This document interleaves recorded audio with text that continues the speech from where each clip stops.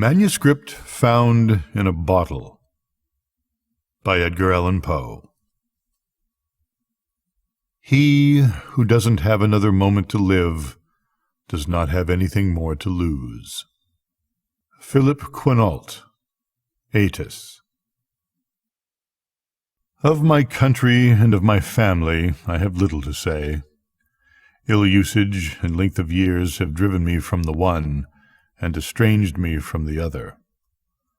Hereditary wealth afforded me an education of no common order, and a contemplative turn of mind enabled me to methodize the stores which early study very diligently garnered up.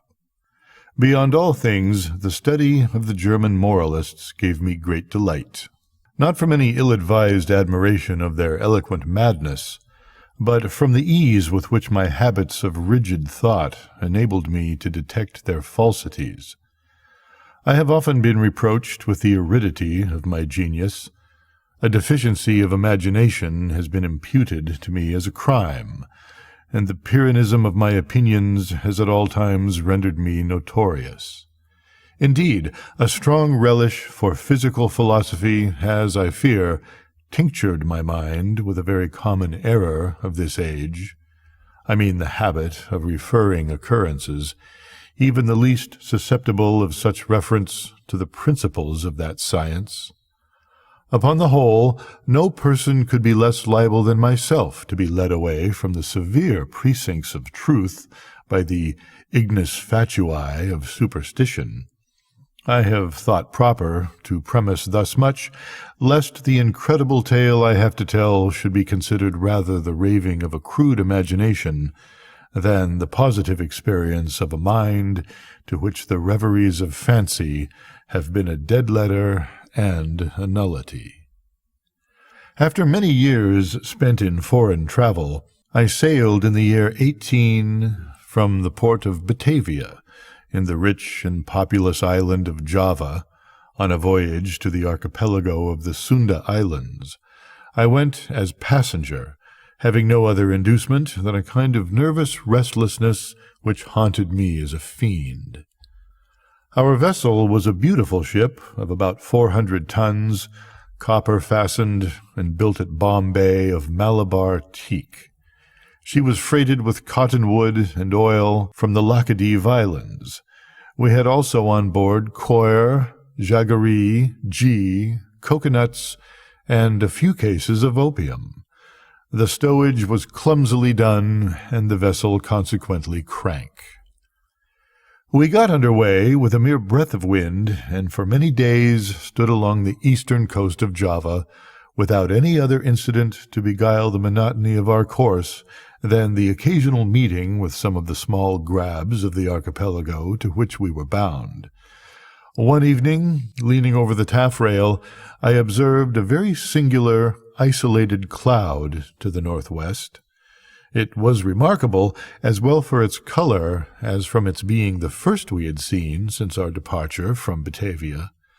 I watched it attentively until sunset, when it spread all at once to the eastward and westward, girting in the horizon with a narrow strip of vapor, and looking like a long line of low beach. My notice was soon afterwards attracted by the dusky red appearance of the moon, and the peculiar character of the sea. The latter was undergoing a rapid change, and the water seemed more than usually transparent. Although I could distinctly see the bottom, yet, heaving the lead, I found the ship in 15 fathoms. The air now became intolerably hot, and was loaded with spiral exhalations similar to those arising from heat iron. As night came on, every breath of wind died away. A more entire calm it is impossible to conceive. The flame of a candle burned upon the poop without the least perceptible motion, and a long hair, held between the finger and thumb, hung without the possibility of detecting a vibration. However, as the captain said he could perceive no indication of danger, and as we were drifting in bodily to shore, he ordered the sails to be furled and the anchor let go. No watch was set, and the crew, consisting principally of Malays, stretched themselves deliberately upon deck. I went below, and not without a full presentiment of evil. Indeed, every appearance warranted me in apprehending a simoom. I told the captain my fears, but he paid no attention to what I said, and left me without deigning to give a reply. My uneasiness, however, prevented me from sleeping, and about midnight I went upon deck. As I placed my foot upon the upper step of the companion ladder, I was startled by a loud humming noise, like that occasioned by the rapid revolution of a mill wheel, and before I could ascertain its meaning, I found the ship quivering to its center. In the next instant, a wilderness of foam hurled us upon our beam ends, and, rushing over us fore and aft, swept the entire decks from stem to stern. The extreme fury of the blast proved, in a great measure, the salvation of the ship. Although completely water-logged, yet as her masts had gone by the board, she rose, after a minute, heavily from the sea, and, staggering a while beneath the immense pressure of the tempest, finally righted. By what miracle I escaped destruction it is impossible to say. Stunned by the shock of the water, I found myself, upon recovery, jammed in between the stern post and rudder. With great difficulty I gained my feet, and looking dizzily around, was at first struck with the idea of our being among breakers. So terrific, beyond the wildest imagination, was the whirlpool of mountainous and foaming ocean with which we were engulfed. After a while I heard the voice of an old Swede who had shipped with us at the moment of our leaving port. I hallooed to him with all my strength, and presently he came reeling aft. We soon discovered that we were the sole survivors of the accident. All on deck, with the exception of ourselves, had been swept overboard. The captain and mates must have perished as they slept, for the cabins were deluged with water. Without assistance we could expect to do little for the security of the ship, and our exertions were at first paralyzed by the momentary expectations of going down. Our cable had, of course, parted like pack thread at the first breath of the hurricane, or we should have been instantaneously overwhelmed. We scudded with frightful velocity before the sea, and the water made clear breaches over us. The framework of our stern was shattered excessively, and in almost every respect we had received considerable injury. But to our extreme joy we found the pumps unchoked, and that we had made no great shifting of our ballast. The main fury of the blast had already blown over, and we approached little danger from the violence of the wind, but we looked forward to its total cessation with dismay, well believing that, in our shattered condition, we should inevitably perish in the tremendous swell which should ensue. But this very just apprehension seemed by no means likely to be soon verified. For 5 entire days and nights, during which our only subsistence was a small quantity of jaggery, procured with great difficulty from the forecastle, the hulk flew at a rate defying computation, before rapidly succeeding flaws of wind, which, without equalling the first violence of the simoom, were still more terrific than any tempest I had before encountered. Our course for the first 4 days was, with trifling variations, southeast and by south, and we must have run down the coast of New Holland. On the 5th day the cold became extreme, although the wind had hauled round a point more to the northward.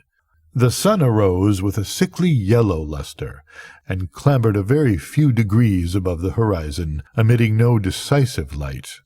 There were no clouds apparent, yet the wind was upon the increase, and blew with a fitful and unsteady fury.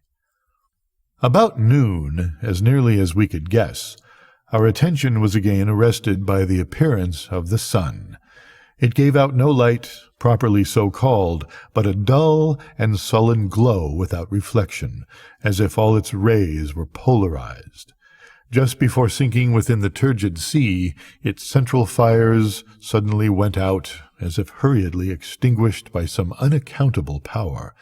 It was a dim, silver-like rim, alone, as it rushed down the unfathomable ocean. We waited in vain for the arrival of the 6th day. That day to me has not yet arrived. To the Swede, never did arrive. Thenceforward we were enshrouded in patchy darkness, so that we could not have seen an object at 20 paces from the ship. Eternal night continued to envelop us, all unrelieved by the phosphoric sea brilliancy to which we had been accustomed in the tropics. We observed, too, that, although the tempest continued to rage with unabated violence, there was no longer to be discovered the usual appearance of surf or foam which had hitherto attended us. All around were horror and thick gloom, and a black sweltering desert of ebony. Superstitious terror crept by degrees into the spirit of the old Swede, and my own soul was wrapped up in silent wonder.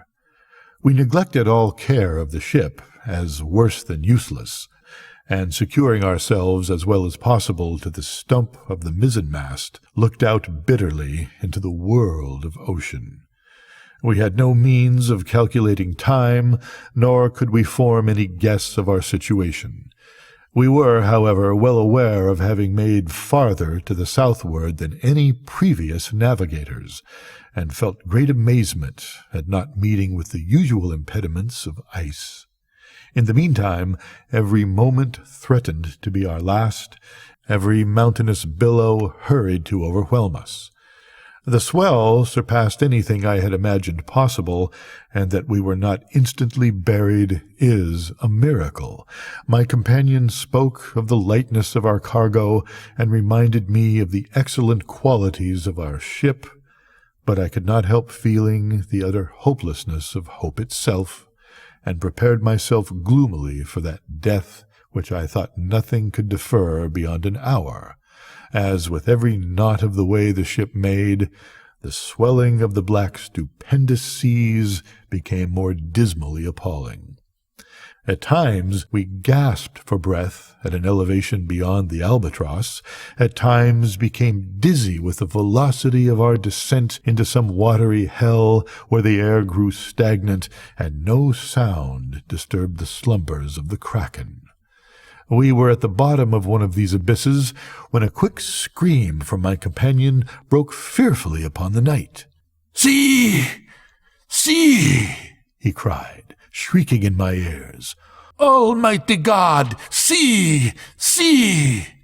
As he spoke, I became aware of a dull, sullen glare of red light which streamed down the sides of the vast chasm where we lay, and threw a fitful brilliancy upon our deck. Casting my eyes upwards, I beheld a spectacle which froze the current of my blood. At a terrific height, directly above us, and upon the very verge of the precipitous descent, hovered a gigantic ship of perhaps 4,000 tons. Although upreared upon the summit of a wave more than 100 times her own altitude, her apparent size exceeded that of any ship of the line or East Indiaman in existence. Her huge hull was of a deep, dingy black, unrelieved by any of the customary carvings of a ship. A single row of brass cannon protruded from her open ports, and dashed from their polished surfaces the fires of innumerable battle lanterns, which swung to and fro about her rigging. But what mainly inspired us with horror and astonishment was that she bore up under oppressive sail in the very teeth of that supernatural sea, and of that ungovernable hurricane. When we first discovered her, her bows were alone to be seen, as she rose slowly from the dim and horrible gulf beyond her. For a moment of intense terror she paused upon the giddy pinnacle, as if in contemplation of her own sublimity, and then trembled and tottered and came down. At this instant I knew not what sudden self-possession came over my spirit. Staggering as far aft as I could, I awaited fearlessly the ruin that was to overwhelm. Our own vessel was at length ceasing from her struggles and sinking with her head to the sea. The shock of the descending mass struck her, consequently, in that portion of her frame which was already under water, and the inevitable result was to hurl me with irresistible violence upon the rigging of the stranger. As I fell, the ship hove in stays and went about, and to the confusion ensuing I attributed my escape from the notice of the crew. With little difficulty I made my way unperceived to the main hatchway, which was partially open, and soon found an opportunity of secreting myself in the hold. Why I did so I can hardly tell. An indefinite sense of awe, which at first sight of the navigators of the ship had taken hold of my mind, was perhaps the principle of my concealment. I was unwilling to trust myself with a race of people who had offered, to the cursory glance I had taken, so many points of vague novelty, doubt, and apprehension. I therefore thought proper to contrive a hiding-place in the hold. This I did by removing a small portion of the shifting boards, in such a manner as to afford me a convenient retreat between the huge timbers of the ship. I had scarcely completed my work when a footstep in the hold forced me to make use of it. A man passed by my place of concealment with a feeble and unsteady gait. I could not see his face, but had an opportunity of observing his general appearance. There was about it an evidence of great age and infirmity. His knees tottered beneath the load of years, and his entire frame quivered under the burthen. He muttered to himself in a low, broken tone some words of a language which I could not understand, and groped in a corner among a pile of singular-looking instruments and decayed charts of navigation. His manner was of a wild mixture of the peevishness of second childhood and the solemn dignity of a god. He at length went on deck, and I saw him no more.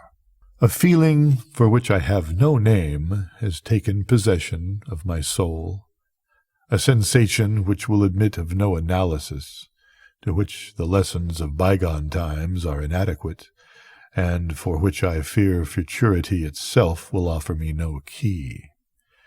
To a mind constituted like my own, the latter consideration is an evil. I know that I shall never be satisfied with regard to the nature of my conceptions. Yet it is not wonderful that these conceptions are indefinite, since they have their origin in sources so utterly novel. A new sense, a new entity is added to my soul. It is long since I first trod the deck of this terrible ship, and the rays of my destiny are, I think, gathering to a focus. Incomprehensible men! Wrapped up in meditations of a kind which I cannot divine, they pass me by unnoticed. Concealment is utter folly on my part, for the people will not see. It was but just now that I passed directly before the eyes of the mate. It was no long while ago that I ventured into the captain's own private cabin, and took thence the materials with which I write and have written. I shall from time to time continue this journal.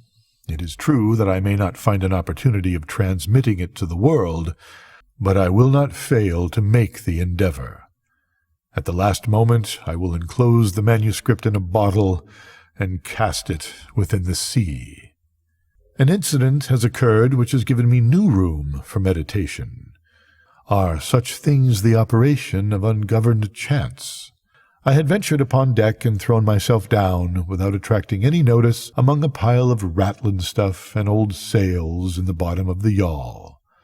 While musing upon the singularity of my fate, I unwittingly daubed with a tar brush the edges of a neatly folded studding sail which lay near me on a barrel. The studding sail is now bent upon the ship, and the thoughtless touches of the brush are spread out into the word Discovery. I have made many observations lately upon the structure of the vessel. Although well armed, she is not, I think, a ship of war. Her rigging, build, and general equipment all negative a supposition of this kind. What she is not, I can easily perceive.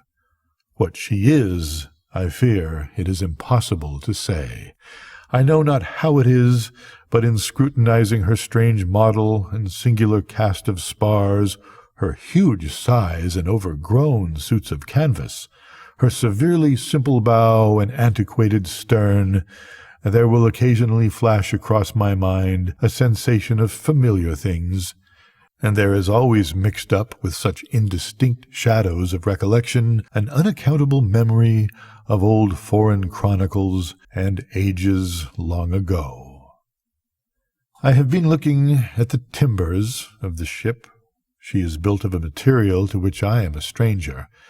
There is a peculiar character about the wood, which strikes me as rendering it unfit for the purpose to which it has been applied.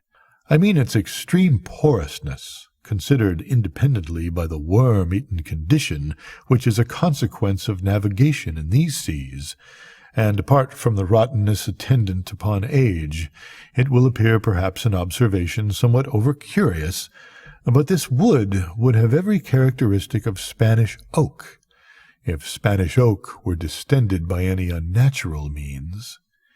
In reading the above sentence, a curious apothegm of an old weather-beaten Dutch navigator comes full upon my recollection. "It is as sure," he was wont to say, when any doubt was entertained of his veracity, "as sure as there is a sea where the ship itself will grow in bulk, like the living body of the seaman." About an hour ago, I made bold to thrust myself among a group of the crew. They paid me no manner of attention, and although I stood in the very midst of them all, seemed utterly unconscious of my presence. Like the one I had first seen in the hold, they all bore about them the marks of a hoary old age. Their knees trembled with infirmity, their shoulders were bent double with decrepitude, their shriveled skins rattled in the wind, their voices were low, tremulous, and broken, their eyes glistened with a rheum of years, and their grey hairs streamed terribly in the tempest. Around them, on every part of the deck, lay scattered mathematical instruments of the most quaint and obsolete construction. I mentioned some time ago the bending of a studding sail. From that period, the ship, being thrown dead off the wind, has continued her terrific course due south, with every rag of canvas packed upon her, from her trucks to her lower studding-sail booms, and rolling every moment her top-gallant yard-arms into the most appalling hell of water which it can enter into the mind of a man to imagine. I have just left the deck, where I find it impossible to maintain a footing, although the crew seem to experience little inconvenience. It appears to me a miracle of miracles that our enormous bulk is not swallowed up at once and forever. We are surely doomed to hover continually upon the brink of eternity, without taking a final plunge into the abyss. From billows 1,000 times more stupendous than any I have ever seen, we glide away with the facility of the arrowy seagull, and the colossal waters rear their heads above us like demons of the deep, but the demons confined to simple threats and forbidden to destroy. I am led to attribute these frequent escapes to the only natural cause which can account for such effect. I must suppose the ship to be within the influence of some strong current, or impetuous undertow. I have seen the captain face to face, and in his own cabin, but, as I expected, he paid me no attention. Although in his appearance there is, to a casual observer, nothing which might bespeak him more or less than man, still a feeling of irrepressible reverence and awe mingled with a sensation of wonder with which I regarded him. In stature he is nearly my own height, that is, about 5 feet 8 inches. He is of a well-knit and compact frame of body, neither robust nor remarkably otherwise. But it is the singularity of the expression which reigns upon the face. It is the intense, the wonderful, the thrilling evidence of old age, so utter, so extreme, which excites within my spirit a sentiment ineffable. His forehead, although little wrinkled, seems to bear upon it the stamp of a myriad of years. His grey hairs are records of the past, and his greyer eyes are sibyls of the future. The cabin floor has thickly strewn with strange iron-clasped folios and mouldering instruments of science and obsolete, long-forgotten charts. His head was bowed down upon his hands, and he pored with a fiery, unquiet eye over a paper which I took to be a commission, and which at all events bore the signature of a monarch. He muttered to himself, as did the first seaman whom I saw in the hold, some low, peevish syllables of a foreign tongue, and although the speaker was close at my elbow, his voice seemed to reach my ears from the distance of a mile. The ship and all in it are imbued with the spirit of eld. The crew glide to and fro like the ghosts of buried centuries. Their eyes have an eager and uneasy meaning, and when their fingers fall athwart my path in the wild glare of the battle lanterns, I feel as I have never felt before. Although I have been all my life a dealer in antiquities, and have imbibed the shadows of fallen columns at Baalbek and Tadmor and Persepolis, until my very soul has become a ruin. When I look around me, I feel ashamed of my former apprehensions. If I trembled at the blast which has hitherto attended us, shall I not stand aghast at a warring of wind and ocean, to convey any idea of which the words tornado and simoom are trivial and ineffective? All in the immediate vicinity of the ship is the blackness of eternal night, and a chaos of foamless water. But about a league on either side of us may be seen, indistinctly and at intervals, stupendous ramparts of ice, towering away into the desolate sky and looking like the walls of the universe. As I imagined, the ship proves to be in a current, if that appellation can properly be given to a tide which, howling and shrieking by the white ice, thunders on to the southward with a velocity like the headlong dashing of a cataract. To conceive the horror of my sensations is, I presume, utterly impossible. Yet a curiosity to penetrate the mysteries of these awful regions predominates even over my despair, and will reconcile me to the most hideous aspect of death.